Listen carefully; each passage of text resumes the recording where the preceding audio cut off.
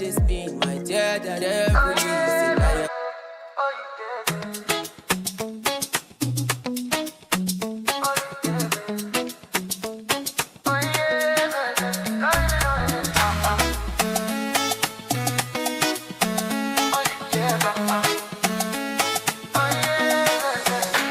Girl, you find past sunset for quite a sky.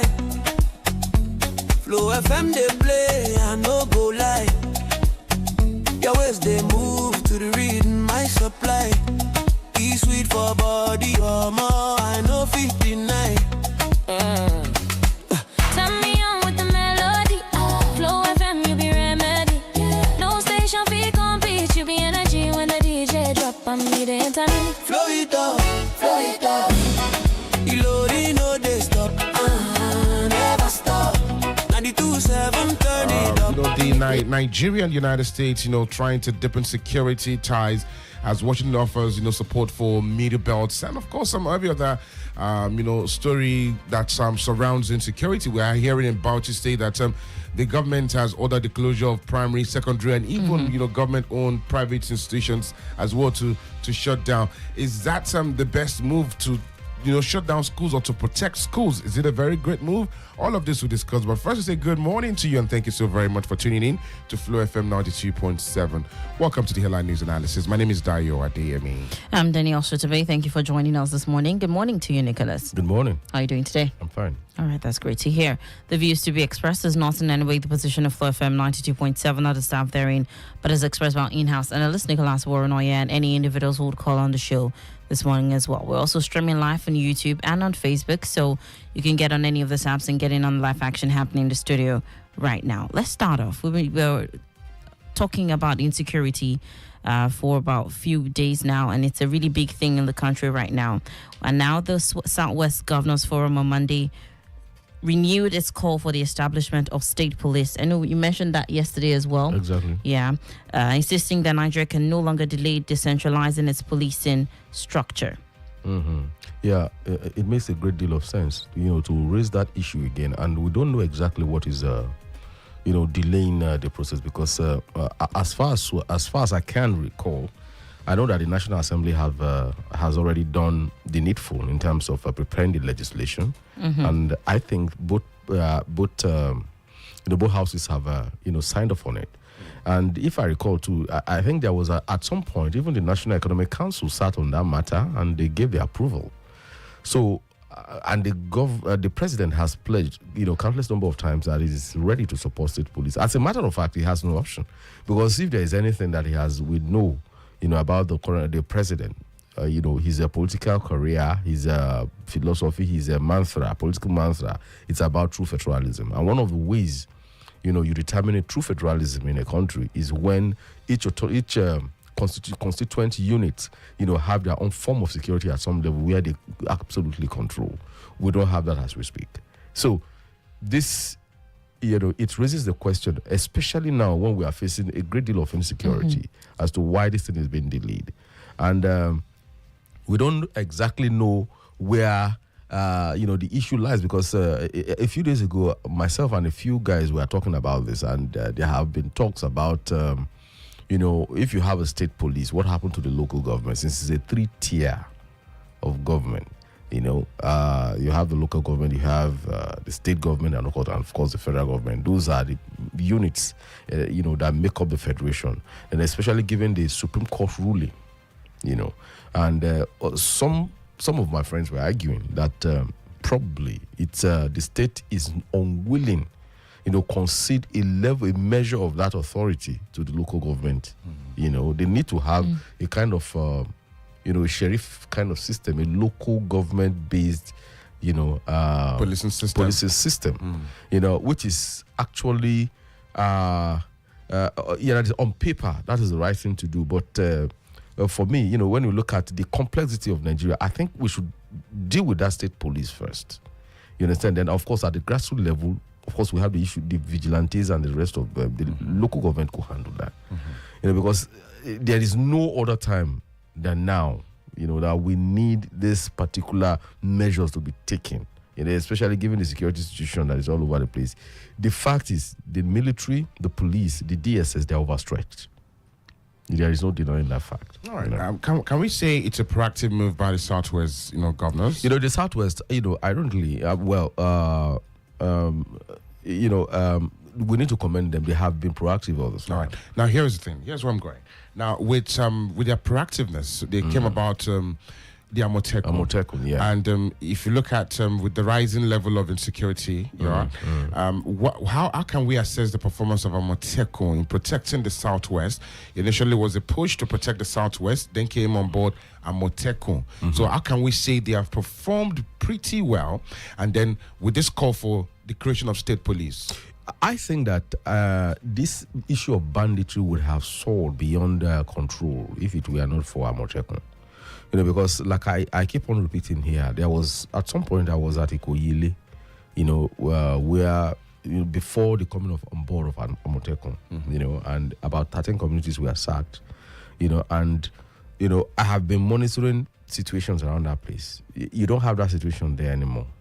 You understand? Then, of course, there has been a lot of, when you look at the stories that have been coming, the arrests that have been made by Amotekun, the coordination between it and the police and the army, is something I think it is what's been copied by other regions of the country. As a matter of fact, I think that the middle belt is falling apart principally because there is an absence of something like Amotekun.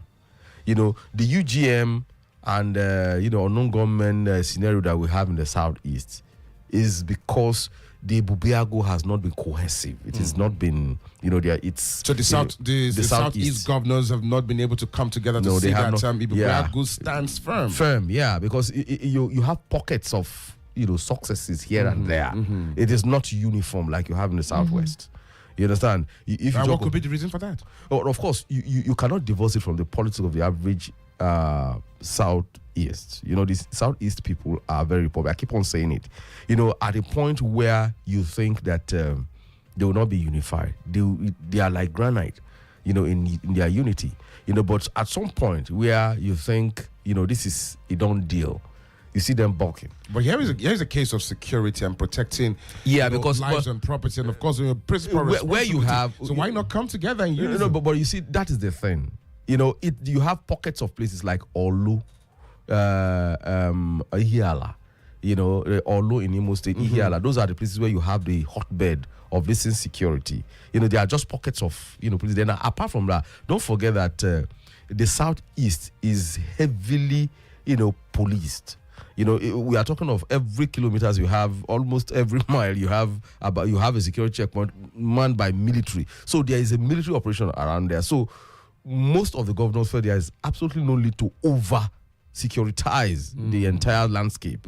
So that might be one of the reasons. Then again, you see, when you say Bubeagu, under whose headship is it going to be? And that is where you are going to have problem with the Southeast, because it has to be a consensus building thing. Enugu is a big state. Yeah, Enugu is an old state. Pays. Yeah, but it doesn't follow that way. You see, it is considered because part of their history had Enugu as the centerpiece of the Southeast, just like you had Ibadan and Kaduna. For Ibadan for Southwest, Kaduna for South for Northwest, for the North. Yeah, and the entire North. The entire North. Yeah, exactly. So. But the thing is that if you recall, even at that time, when we had all those things, the first mayor of that Enugu happens to be a Fulani man. All right. Sorry to bother you, Nicholas. Let's take a call. Hello, good morning. Hello, good morning, Danielle. Good morning to you, Tony. Yeah, Dayo, Nicholas, good morning. Good morning. Morning to you. Yeah. Please go ahead. Yes, the issue of the state policing is a very welcome development.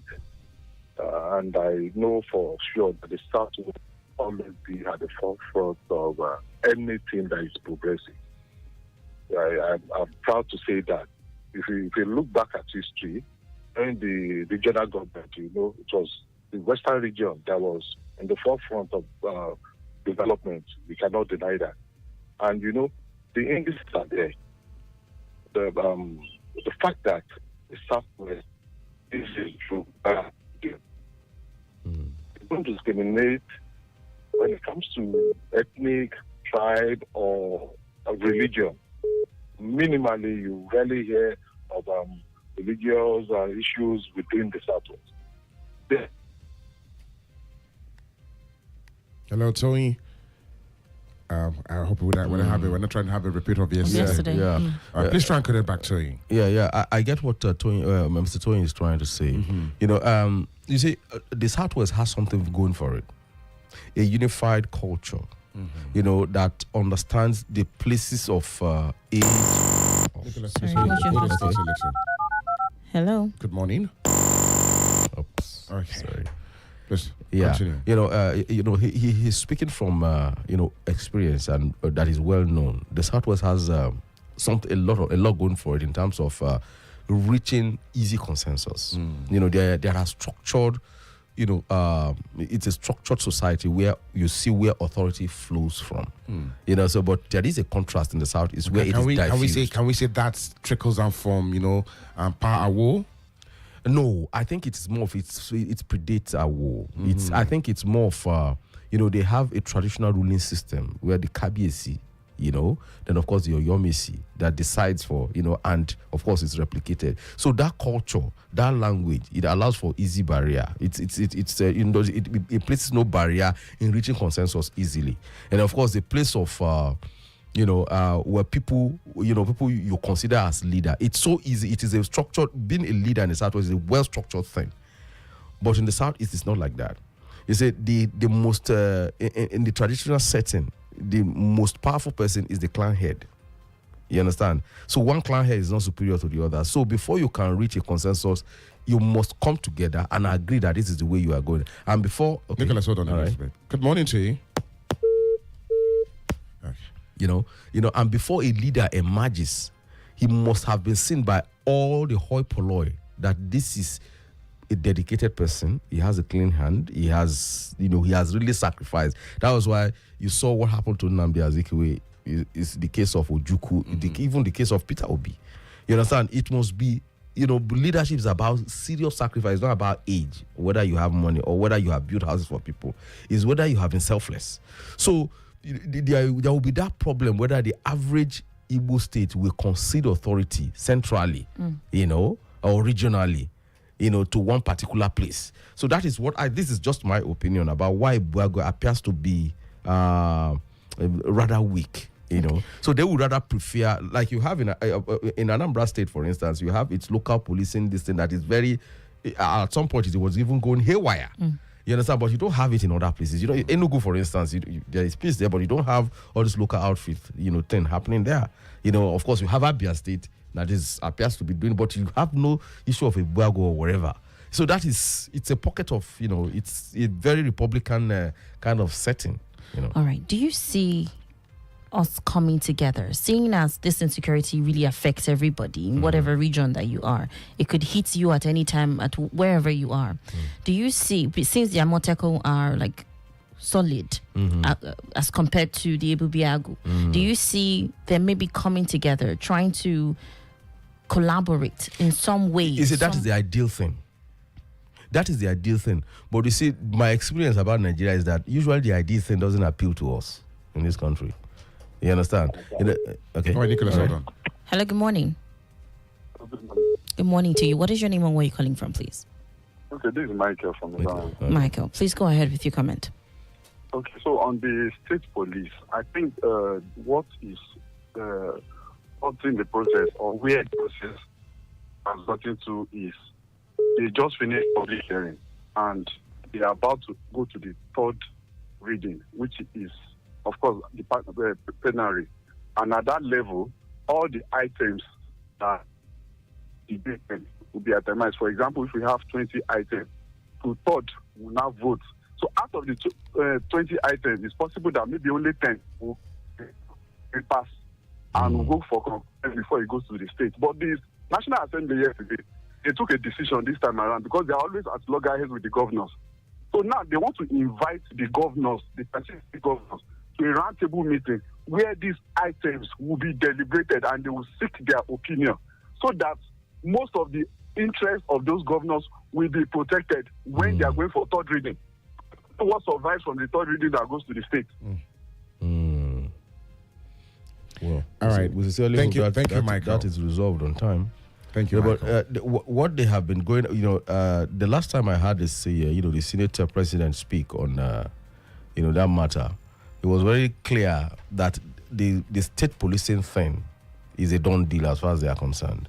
But of course, like Michael just pointed out, there will be a lot of items involved in the entire package. We have a call? No, please go ahead. Okay, there will be a lot of but of course there are good. I have not. We must not rule out the fact that there will be a lot of snags here and there. All right. Okay. Sorry, hold your thought. Good morning. Good morning. What is your name and where you calling from? This is Jim from Fatih. Okay, bye, Jim. Please go ahead with your comment. Good morning. Yes, in fact, to God be the glory for the reunion of our dear 38 Eruku worshippers. Praise the God. Please, Dayo and Nick, if I may ask, were they released or rescued?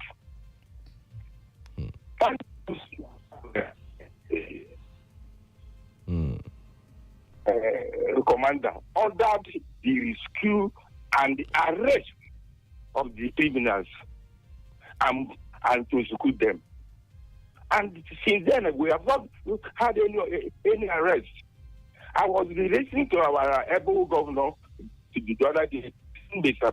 President, yet he never told us how these our brothers and sisters were released or rescued. Nick, Dayo, we don't need Trump to tell us that we are disgraced. These criminals have disgraced us and making us a disgraced nation. This has to stop now and stop. Let us stop packaging the raw now and face the reality. May God bless Nigeria. All right, thank you so very much, James. A quick reaction to that. Let me ask the question: were they rescued or were they released? Well, we don't have the information. But of course, your question is legitimate, and a lot of people have been asking that question.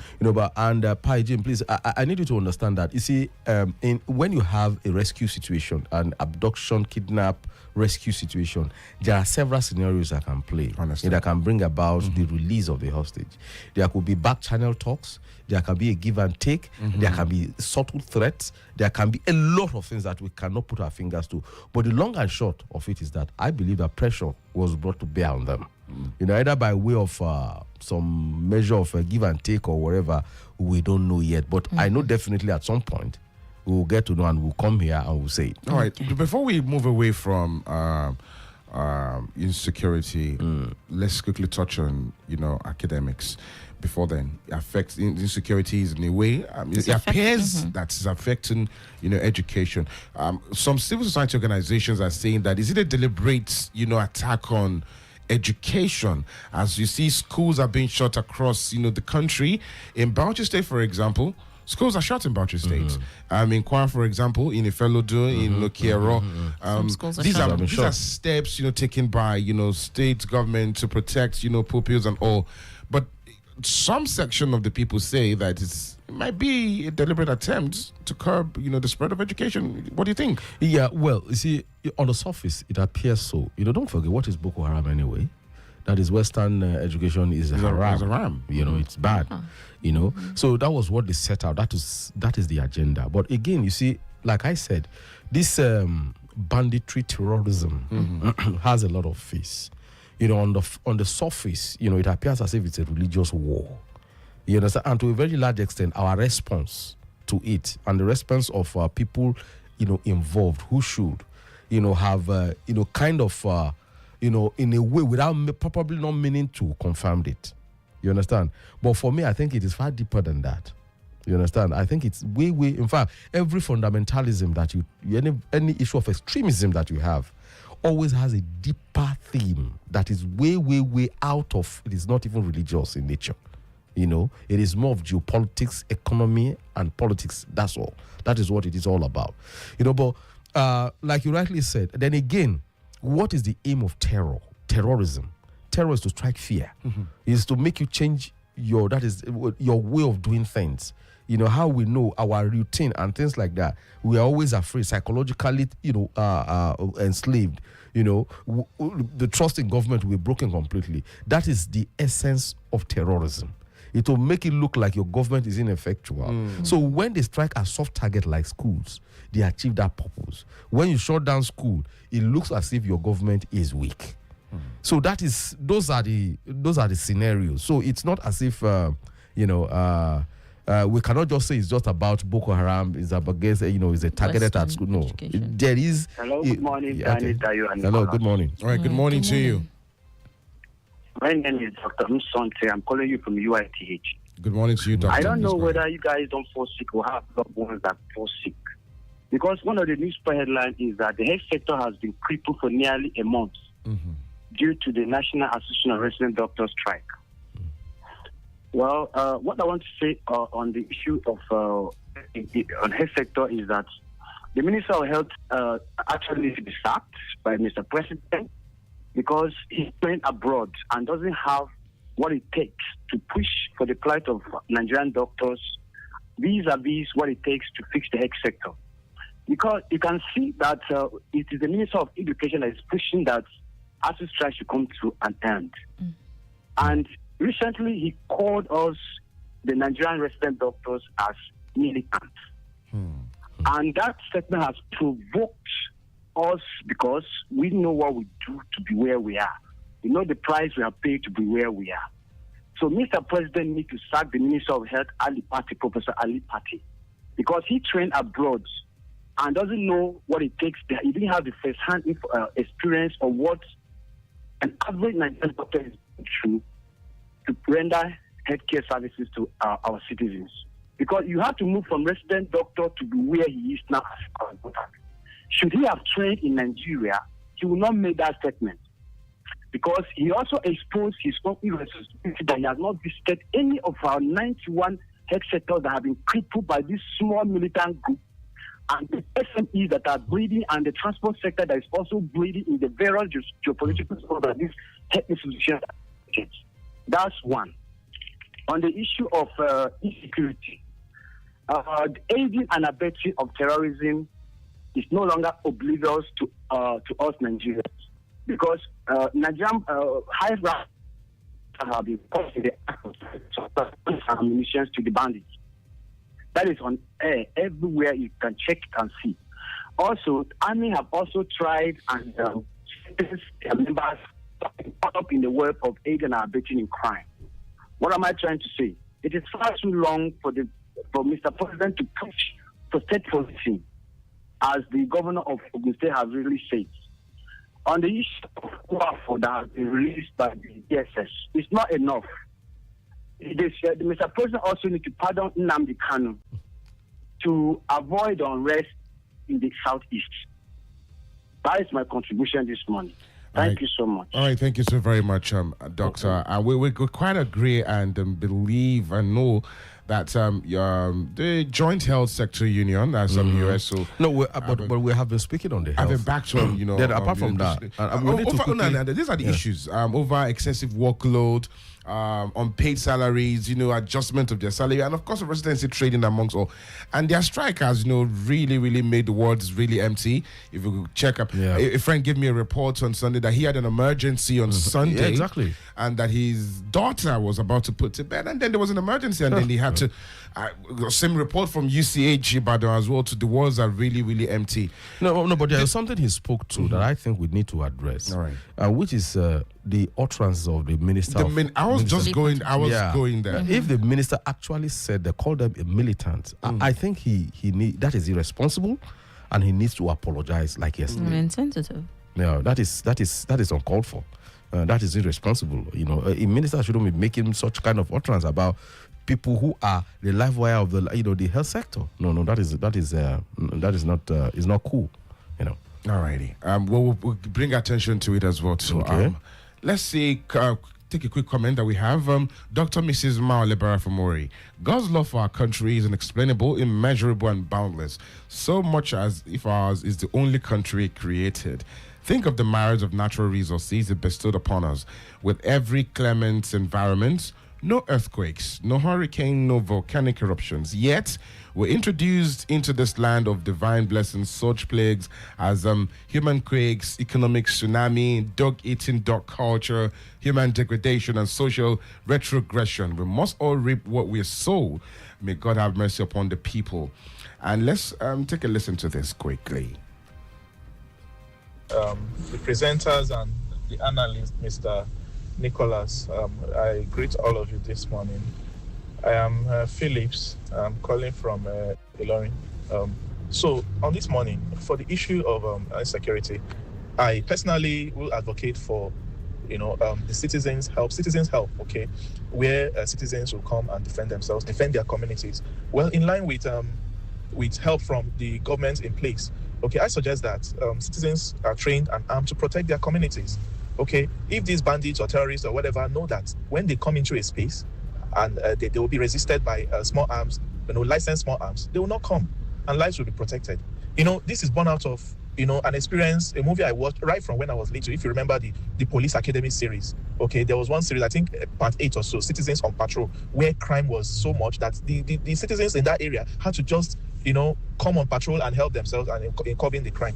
Okay, look at what happened in Maiduguri. It's until they had to tell themselves the truth and civilian JTF was formed, even helping the soldiers, going on patrol with the soldiers, before things seemingly came to get better. So I suggest that, the authorities in place should form, local vigilantes, even, that will protect and help, curb this crime that is ongoing. Things cannot continue to happen like this. All right, thank you so very much, Andrews. The DSS DG, they once made a reference to that too, about a community in Bauchi State that also, decided on their own to end insurgency in that, I forgot the name of that community, whether it's Azari, I can't remember.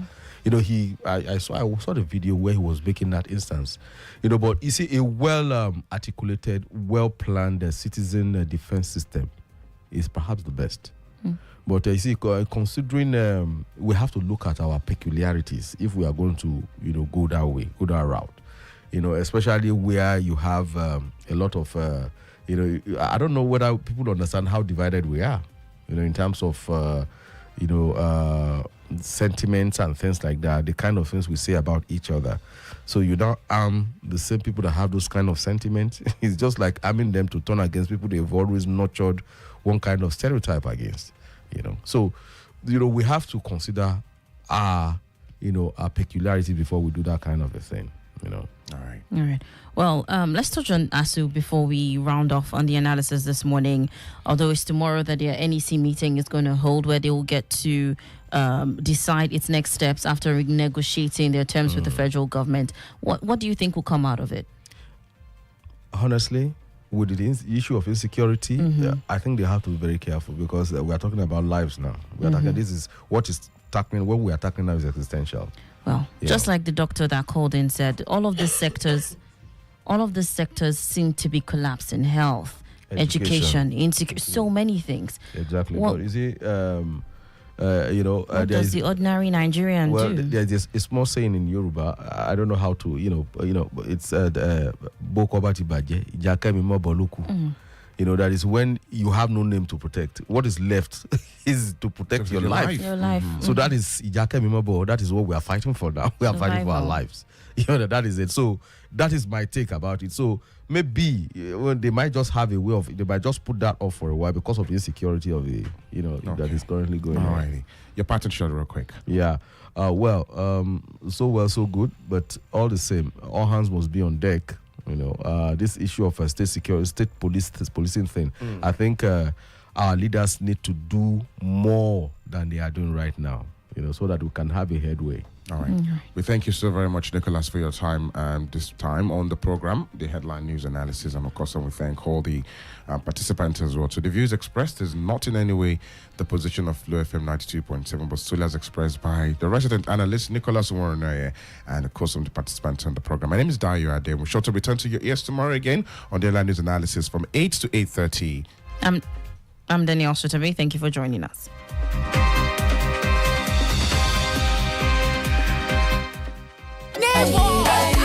FlowFM, baby, body non-stop. Boy, you sweet like we can groove. FlowFM, they play, I like your move.